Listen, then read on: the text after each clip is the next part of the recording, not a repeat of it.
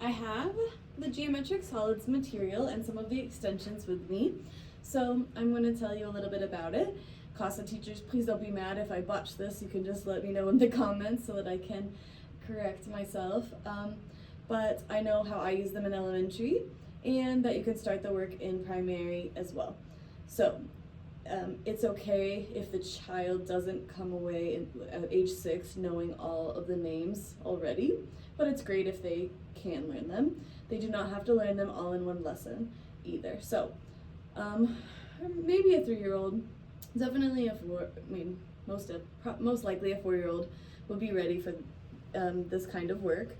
And you can do different things as you go along. So starting out, we just want to get the names of the shapes, and I probably would only start with 3 to begin with and see how they're doing and they're feeling about it. And I would probably introduce the names with the 3-period lesson. So this is a sphere, cube, cone. Sphere, cube, cone. Can you point to the cube? Can you point to the cone? Can you point to the sphere? Point to the cube, point to the sphere. Speed it up a little, change it up. Can you roll the sphere? Can you pretend the cone is an ice cream cone? Can you whisper to the cube? Can you do a dance with the sphere? Something like that. And then say, what is this? What's the name? What's this called? What's this called? What's this called? You might not do that as much with a younger child, that 3rd period. You might if you feel like they feel pretty confident or they're likely to know. Or you might just kind of leave it at the practicing stage, depending on the capacity of the child. Eventually, you'll want them to be able to then name the objects. If they're naming all of those, you might do another round. Let's play another round of the game. Get out 3 more shapes. Pyramid, triangular prism, cylinder. This is a square-based pyramid. So we could play the game with some other shapes, and then we could add, and then at the very end, maybe say, what, do you remember the names of these too? So it depends on the child, but you can play this, this same basket of materials. If I only did 3 at a time, 1 lesson, 2 lessons, 3 lessons or so, you could introduce the names 3 different occasions and review the ones that you've already done. So you can say, which ones do you already know the names of? What do you remember? And that's your assessment, is like, can they recall it?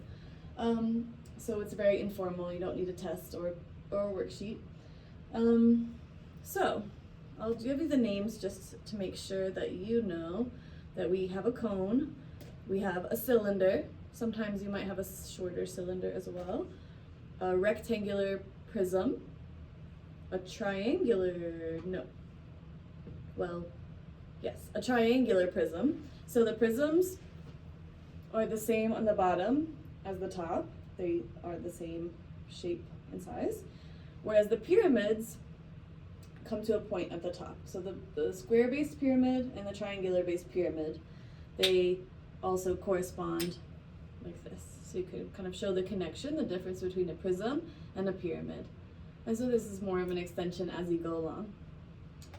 So you can do the names with 3-period lessons, not all at once. That would be too many items to do at once, or there's no pressure. You want the child to come away from the lesson feeling confident that they know the names of something new, they had fun playing a game with you, they liked it, and that's it. And over time, as you play the game more, you wouldn't play it every day for a week. You would sprinkle it in here and there. You would play the game, maybe the next month play the next one, or even a week or so. Just as you get to it, you're working on other things. They're getting to other areas of the room as well. Maybe you're observing and you're seeing that they're ready for something new. You can see that they're exploring the materials, and then you can just swoop in and offer to give them some of the names and play a game. Oh, I see that you're using the geometric solids. Would you like me to play the game with you? And then teach them some more of the names. Oh, sphere, I forgot about these. This one is an ovoid, the egg shape, ovoid, like oval. And this one is an ellipsoid. So flattened, we get the ellipse, and the oval would be the two-dimensional shape, the two-dimensional version. So another thing that you can do with these, if you have this material, you might have these two-dimensional shapes that correspond. Circle, square. So you can explore how the sides of these correspond to these two-dimensional shapes. And just show them. They can do it on their own, or you might say again, see that they're working with it, you know that they're ready for something different. Have you seen this other box? Have you ever explored this before? This is really interesting. It matches this side. Do you think it matches anything else? And then they can explore and feel around. There may be more that you do with that. And again, this is where someone trained specifically in primary could give you more information, but at least it's a good starting point. Another thing that you can do is use 3-part cards. So these have the names, and 3-part cards are pretty standard in format. So once you know one kind of 3-period card, you can really do pretty much any 3-part card, not 3-period. So there's a picture of the shape. There's a picture of the shape with the name, and then there's the name. So for instance, this is the triangular based pyramid card. I would find the matching picture, the triangular based, and then I would find the word that matches. So then I would have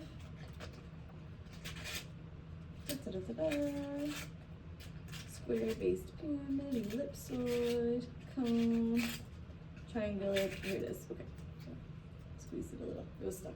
All right, so I would lay them out like this. Okay.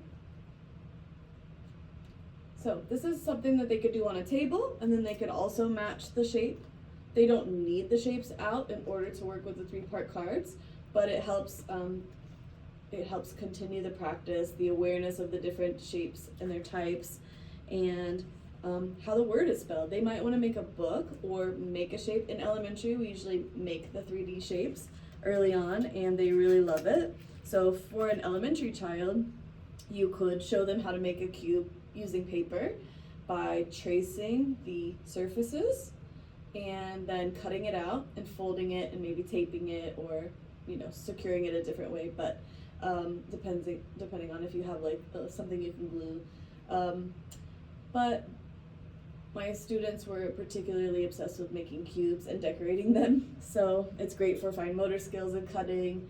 It's great for getting really comfortable with how many sides are on each shape, how many faces, how many vertices, edges, getting sort of an intuitive feeling for that, because as we move forward in elementary, we're going to do more with geometry and sort of calculating the area or the volume of shapes, and where do we get those formulas? How are they derived? How did we figure it out?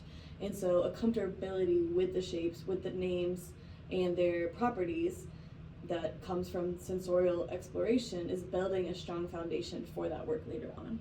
So there's one more other cool thing that I found in here that I love, that is a sorting. So it's pictures of real things, real items, like a pear. This is like a stick, hexagon. Oh, this one looks like possibly 2-dimensional. Oh yeah, this is triangle, pentagon. So this is 2-dimensional shapes. I actually saw the 3-dimensional one over there. So I'll get it. So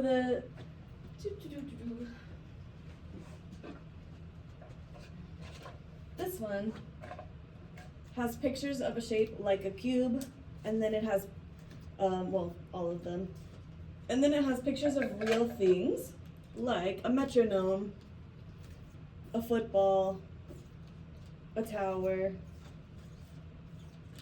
a chocolate that's a triangular prism, a cube.